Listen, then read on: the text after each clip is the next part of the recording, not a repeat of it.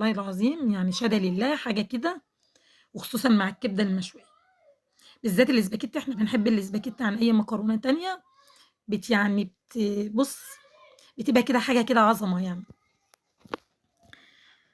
شايفين حبايبي شكلها؟ أنا حبيت أطوّل لكم في الفيديو شوية عشان تشوفوا الحاجة بالضبط أنا عاملاها إزاي. حاجة جميلة، جميلة، جميلة، وبُصّوا ولا كلمة، قدّميها مع مخلّلات بقى، مع سلطة، مع صلصة طحينة، مع أي سلطة طحينة، مع أي حاجة هتبقى سلطة دقوس، أي حاجة هتبقى جميلة معاكِ. شايفين حبايبي؟ أنا هاعمل لكم كل الحاجات دي إن شاء الله معلش النهارده مضغوطة، فحبيت أعمل بس الحاجات دي.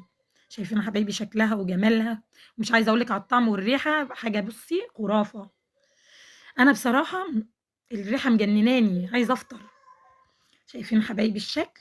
ما تنسوش بقى يا حبايبي الاشتراك. أشوفكم في فيديوهات جاية إن شاء الله بخير.